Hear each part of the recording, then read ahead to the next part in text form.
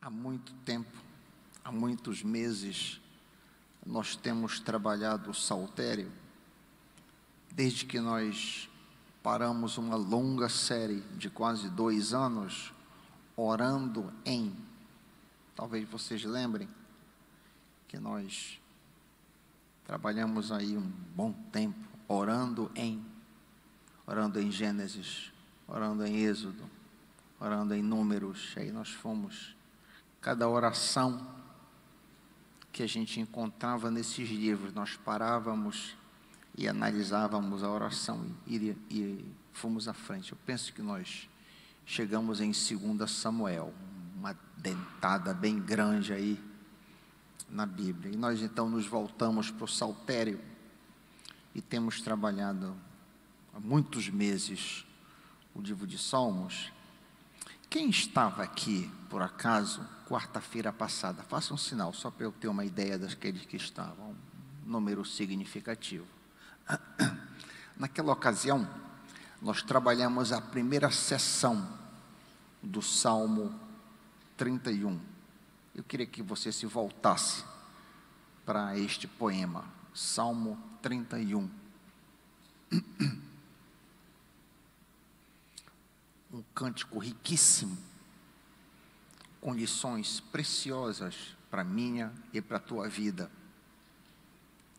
Salmo 31. Nós vamos ler o poema como um todo e vamos examinar a segunda porção. A minha versão, a revista e atualizada, lê assim, acompanha na tua tradução. Em ti, Senhor, me refugio. Não seja eu jamais envergonhado, livra-me por tua justiça. Inclina-me os teus ouvidos, livra-me depressa, sê meu castelo forte, cidadela fortíssima que me salve. Porque tu és a minha rocha e a minha fortaleza, por causa do teu nome tu me conduzirás e me guiarás. Tirar-me-ás do laço que as ocultas me armaram, pois tu és a minha fortaleza. Nas tuas mãos entrego o meu espírito. Tu me remiste, Senhor, Deus da verdade. Aborreces os que adoram ídolos vãos, eu, porém, confio no Senhor. Eu me alegrarei e regozijarei na tua bondade, pois tens visto a minha aflição, conheceste as angústias da minha alma. Não me entregaste nas mãos do inimigo, firmaste os meus pés em lugar espaçoso. Tem pena de mim, Senhor, porque me sinto atribulado. De tristeza meus olhos se consomem, minha alma e meu corpo. Gasta-se a minha vida na tristeza e meus anos em gemidos. Debilita-se a minha força por causa do meu pecado e os meus ossos se consomem. Tornei-me vergonha para todos os meus adversários, espanto para meus vizinhos e horror para meus conhecidos. Os que me veem na rua fogem de mim. Estou esquecido no coração deles, como morto, sou como vaso quebrado. Pois tenho ouvido a murmuração de muitos, terror por todos os lados, conspirando contra mim, tramam tirar minha vida. Quanto a mim, confio em ti, Senhor. Eu disse, tu és o meu Deus. Nas tuas mãos estão os meus dias, livra-me das mãos dos meus inimigos e dos meus perseguidores. Faze resplandecer o teu rosto sobre teu servo, salva-me por tua misericórdia. Não seja eu envergonhado, Senhor, por te invoquei. Envergonhados sejam os perversos, emudecidos na morte. Emudeçam os lábios mentirosos que falam insolentemente contra o justo, com arrogância e desdém. Ah, como é grande a tua bondade que revelaste aos que te temem, da qual usas perante os filhos dos homens, para com os que em ti se refugiam. No recôndito da tua presença tu os esconderás dos tramas dos homens, no esconderijo os ocultarás da contenda de línguas. Bendito seja o Senhor que engrandeceu a sua misericórdia para comigo numa cidade sitiada. Eu disse na minha pressa, estou excluído da tua presença. Não obstante ouviste a minha súplice voz, quando clamei por teu socorro. Aí ele conclui, amai ao Senhor vós, todos os seus santos. O Senhor preserva os fiéis, mas retribui com largueza ao soberbo. Sede fortes e revigore-se o vosso coração, vós, todos que esperai no Senhor. Peça belíssima, hino belíssimo este. Nós trabalhamos a primeira estrofe, talvez vocês lembrem, que vai do versículo 1 ao versículo 6. E hoje nós dividimos em 3 partes, vamos trabalhar a segunda parte, o segundo bloco, que são a segunda, terceira e quarta estrofe.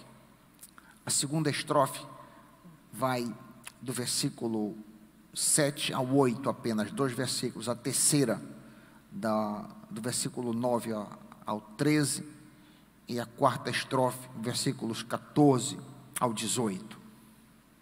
Acompanhe comigo. Eu vou ler na NVI o versículo 7. Exultarei com grande alegria por teu amor, pois viste a minha aflição e conheceste a angústia da minha alma. Davi abre aqui a segunda estrofe com grande alegria, um rompante de alegria.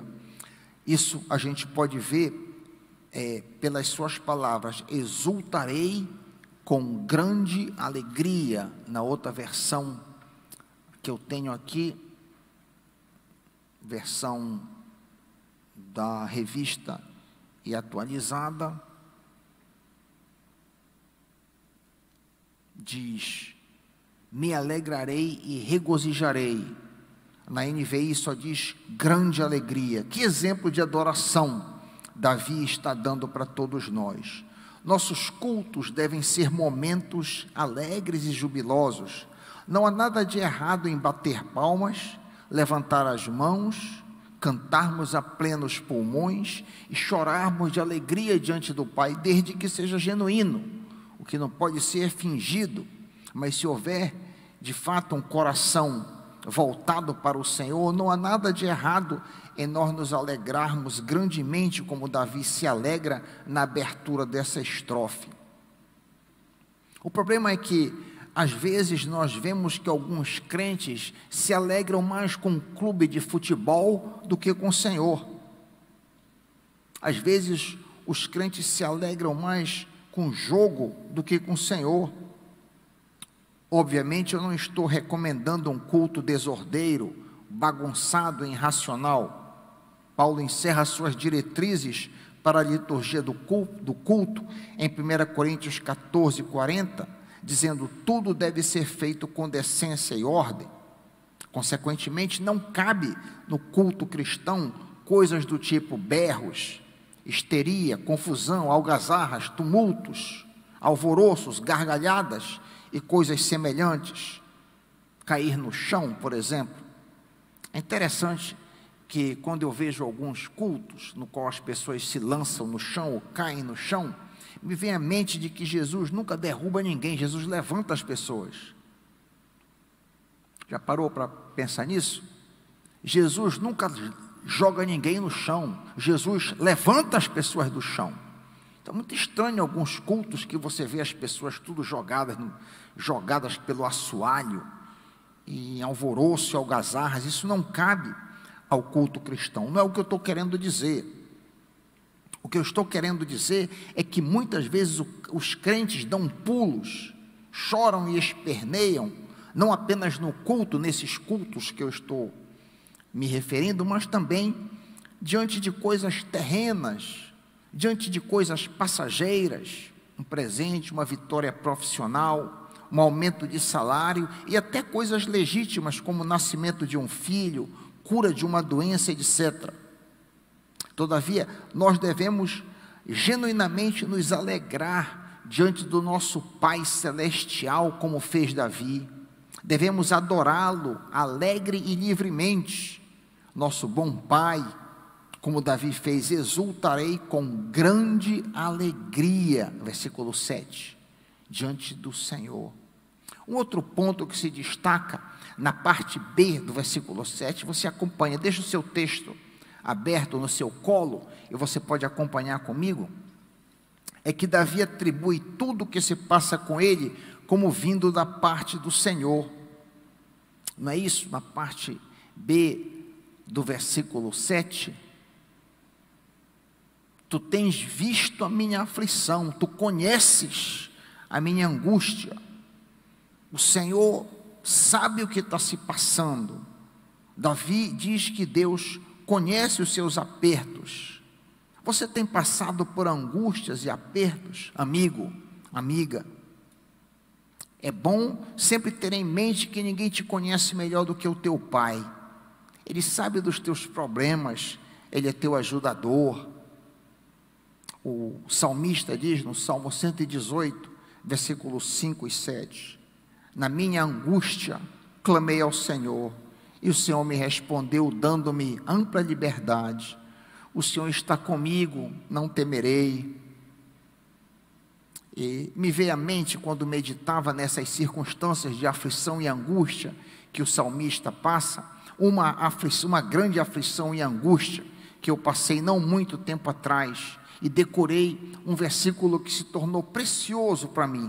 Inclusive marquei na minha Bíblia e queria sugerir para que você marcasse na sua Bíblia, Hebreus 13, 5 e 6. Hebreus 13, 5 e 6. Estamos falando de angústias, de dificuldades. Diz assim o autor de Hebreus, neste versículo que eu estou recomendando você marcar na sua Bíblia: de maneira nenhuma te deixarei, nunca, jamais te abandonarei.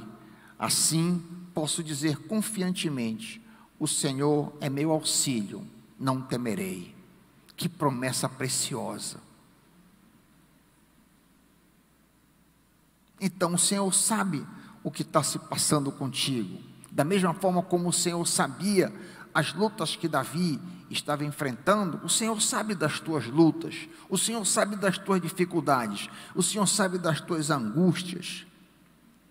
Lemos no verso 8, em continuidade do texto: não me entregaste nas mãos dos meus inimigos. Parece que Davi tem em mente um episódio em Keila, onde ele salva a cidade, mas acaba ficando em uma situação extremamente difícil, como lemos em 1 Samuel 23, 7. 1 Samuel 23, 7. Parece que esse é o episódio que ele tem em mente quando escreve no Salmo 31, versículo 8, que ele diz: não me entregaste nas mãos do inimigo. Em 1 Samuel 23, 7, nós lemos: foi dito a Saul que Davi tinha ido a Keila, e Saul disse: Deus o entregou nas minhas mãos, pois Davi se aprisionou ao entrar numa cidade com portas e trancas. Davi então foge para o deserto, escapa das mãos de Saul, conforme lemos em 1 Samuel 23, 14. 1 Samuel 23, 14. Davi permaneceu nas fortalezas do deserto e nas colinas do deserto de Zif. Dia após dia Saul o procurava, mas Deus não entregou Davi em suas mãos. Quase que uma citação paralela ao que Davi diz algum tempo depois no Salmo 31, versículo 8, conforme lemos. É interessante esse episódio, eu estou focando nesse episódio, porque vários comentaristas bíblicos, John Gill, por exemplo, veem nesse episódio uma metáfora do que acontece com todos os crentes. Escutem. Assim como Davi ficou em uma situação de grande perigo por causa dos inimigos que queriam destruí-lo, nós também estamos constantemente em perigo por causa dos nossos inimigos que querem nos destruir. Quem são os nossos inimigos? 3, principalmente: a carne, o mundo e o diabo. Esses são os nossos 3 grandes inimigos que querem nos destruir: a carne, o mundo e o diabo. Assim como Davi escapou da armadilha da traição dos habitantes de Keila e das mãos de Saul, nós também escapamos dos nossos inimigos pela intervenção da graça de Deus. Sim, a causa de nossa vitória contra nossos poderosos inimigos não é o nosso braço, a nossa inteligência, o nosso poder, mas o Senhor que nos salva dos nossos inimigos. Todo crédito deve ser dado ao Senhor que nos livra do pecado, nos livra de todo o mal. Veja bem, todas as vezes que você peca, é sua culpa. quando você não peca, o crédito é de Deus. Eu me lembro que, mesmo adolescente, jovem, eu ficava meditando quanto isso, sem bem entender essa verdade, porque parece confuso. Todas as vezes que você peca, que eu peco, a culpa é minha, mas quando eu não peco, o crédito é de Deus. Que princípio maravilhoso! Você já havia atentado para isso? Eu vou dizer uma vez mais que é um princípio bíblico muito importante. Todas as vezes que eu peco, a culpa é minha. Eu sou responsável pelo meu pecado. Mas quando eu não peco, quando eu escapo do pecado, o crédito é do Senhor e não meu. Aleluia. Terceira estrofe, versículos 9 em diante. Misericórdia, Senhor, estou em desespero. A tristeza me consome a vista, o vigor e o apetite. Nessa parte central deste poema, o autor narra as suas lutas, amarguras e desapontamentos. Ele se vê desesperado em meio a uma grande tristeza. Essa tristeza havia somatizado, causado problemas em sua visão, em suas forças físicas e no seu apetite. Não é de se estranhar que o poeta tenha problemas de vista, vez que nossas emoções têm um poderoso efeito sobre as doenças da visão. A ciência médica nos informa que 1/3 de nossas vias nervosas é destinada aos olhos. Imagina, os médicos nos ensinam que 1/3, ou seja, cerca de 33% das vias nervosas, das terminações nervosas, vem para os olhos. Então, não é de estranhar que Davi estava tendo problema com os olhos. Como lemos em outro salmo, no Salmo 6, versículo 7, meus olhos gastam-se de tristeza. Além da vista, a tristeza do salmista abalou suas forças, seu vigor. É comum termos um declínio em nossas forças quando experimentamos profunda tristeza, não é isso? A perda de vigor tende a se complicar ainda mais pela falta de apetite. Desta forma, caímos em um círculo vicioso. A tristeza nos tira a fome e, por sua vez, por não comermos, declinam mais e mais as nossas forças. É exatamente este o processo descrito na parte B do verso 9. Olha aí o que diz a parte B do verso 9. A tristeza me consome a vista, o vigor e o apetite.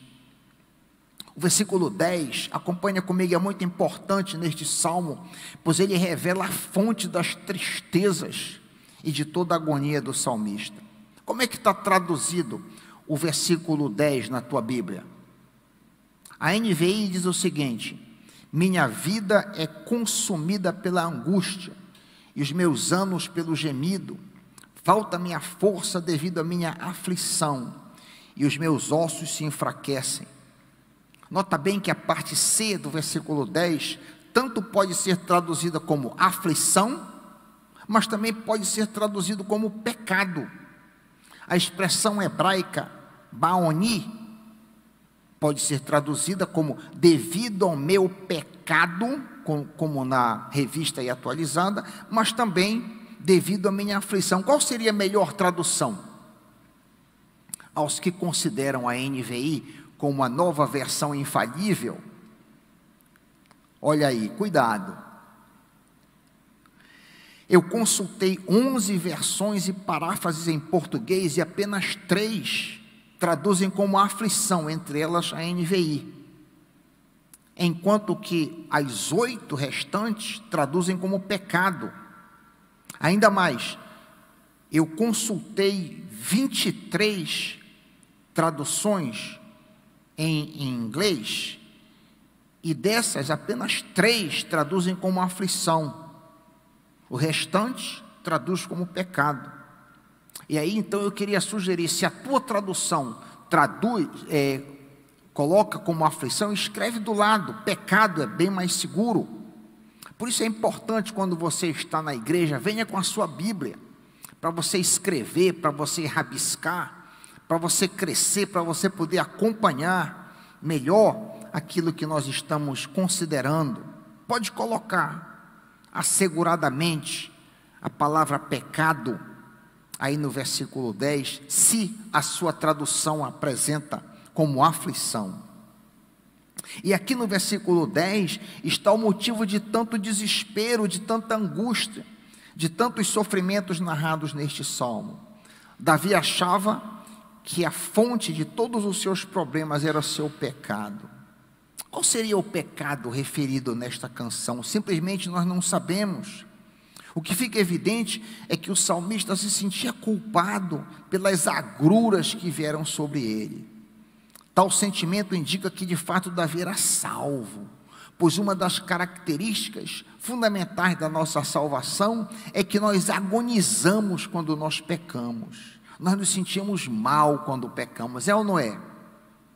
Toda pessoa salva, embora pecadora, se sente muito mal quando ofende a Deus. É este o teu sentimento, querido, querida?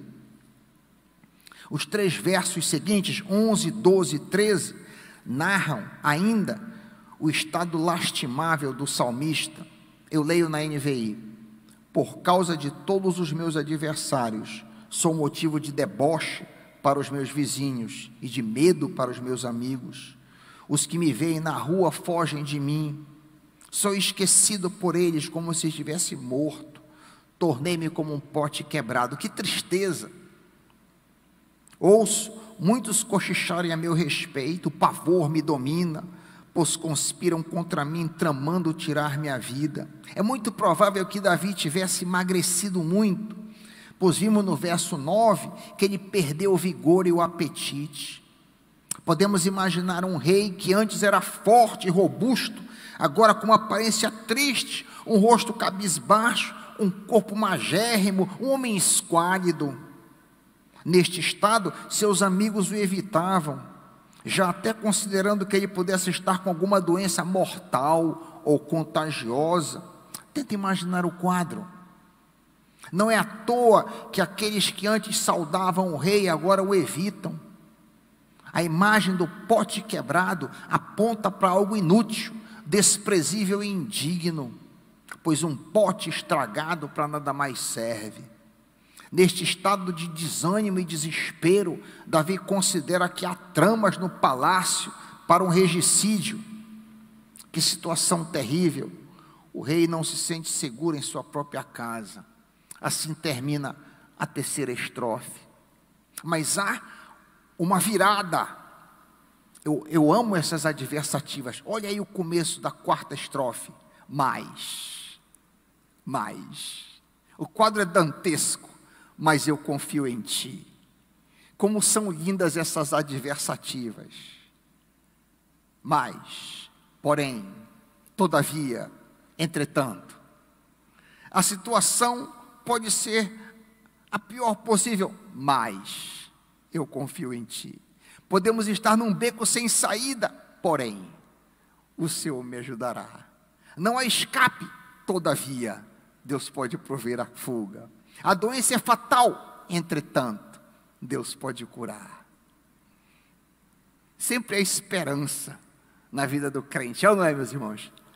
Sempre há esperança. O quadro pode ser negro, mas Deus é meu Pai.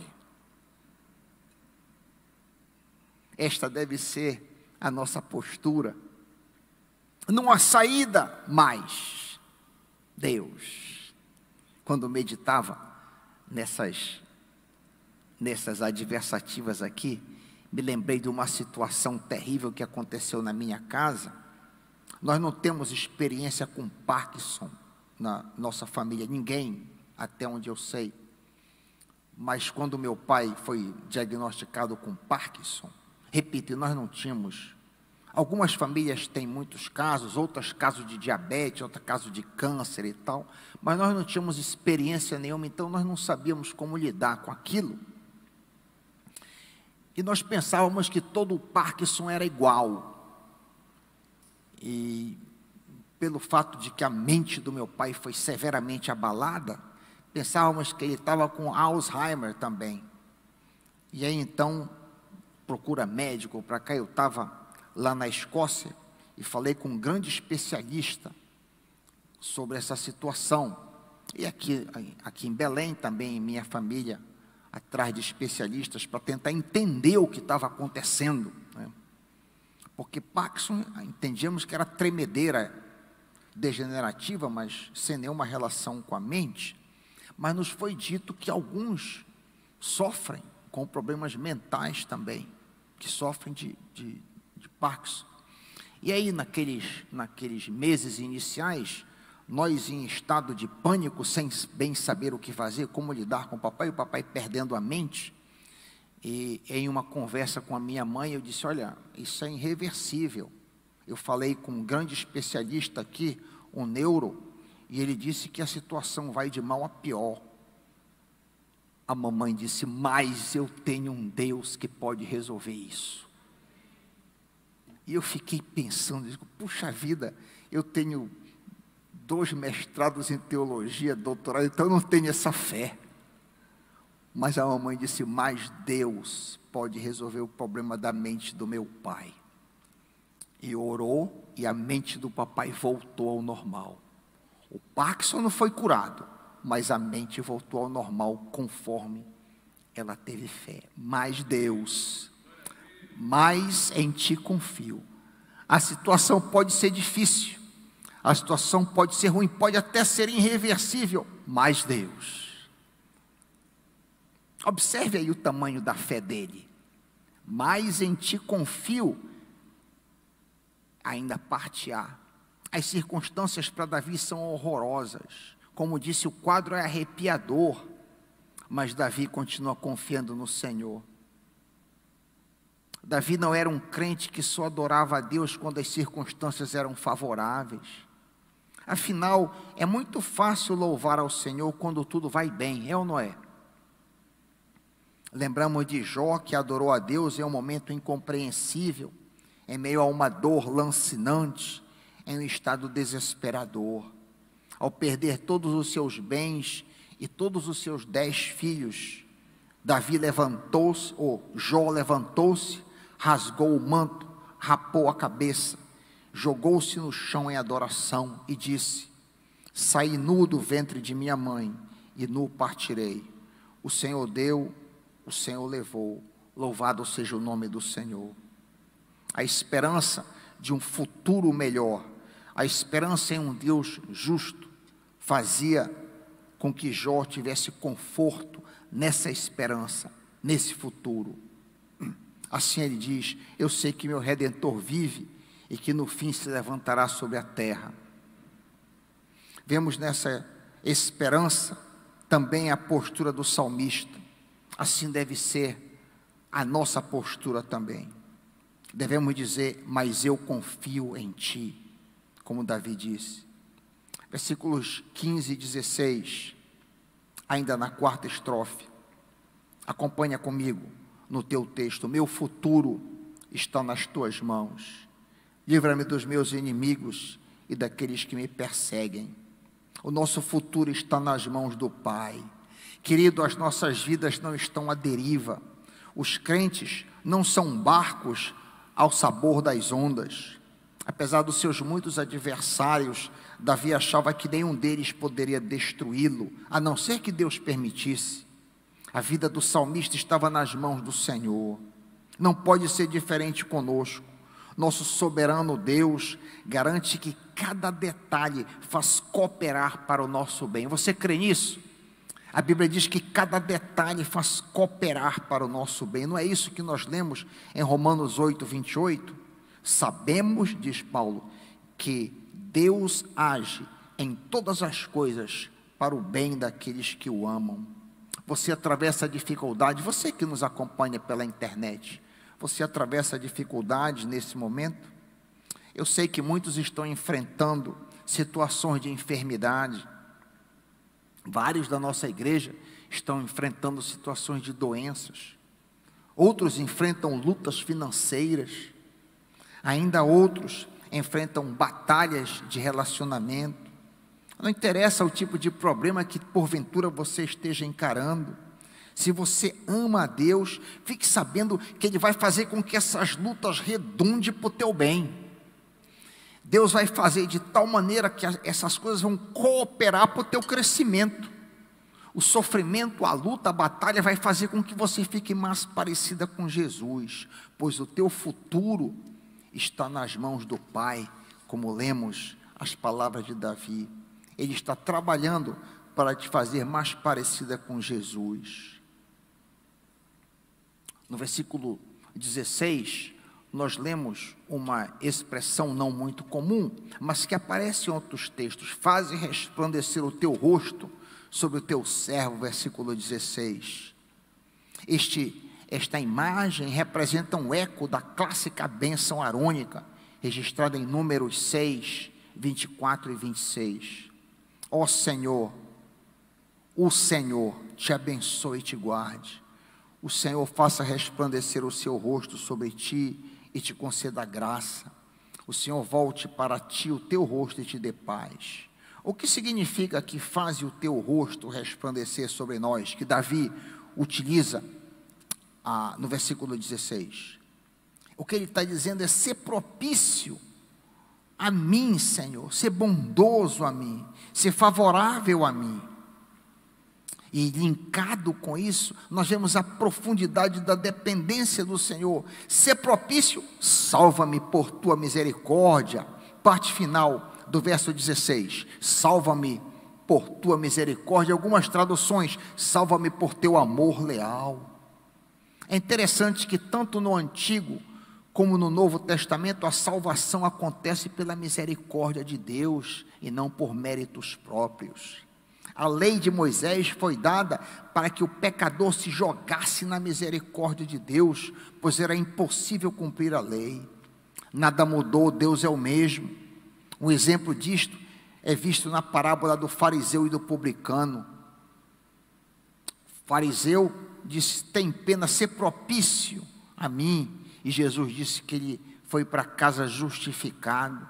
Assim nós somos salvos pelo Senhor por causa da sua misericórdia, como lemos na parte final do versículo 16. Os últimos 2 versículos desta sessão, 17 e 18, fecham a 4ª estrofe. Não permitas, diz Davi, que eu seja humilhado, pois tenho clamado a ti. Não permitas que eu seja humilhado, sejam emudecidos, versículo 18, os lábios dos mentirosos. Já sabemos que na nova aliança não devemos desejar mal aos nossos inimigos, devemos perdoar aos que nos fazem mal e amar todos indistintamente. Davi aqui ainda está vivendo na antiga aliança, que faz esse tipo de oração um tanto dura para com os seus inimigos, mas essa não pode ser a nossa postura. Você tem alguma mágoa contra alguém, como Davi aqui tinha? Perdoe, libere perdão hoje mesmo e descubra a liberdade que só o perdão oferece. A parte 3, que são as estrofes 5 e 6, nós veremos, se Deus nos der graça, quarta-feira que vem. Em nome de Jesus, amém.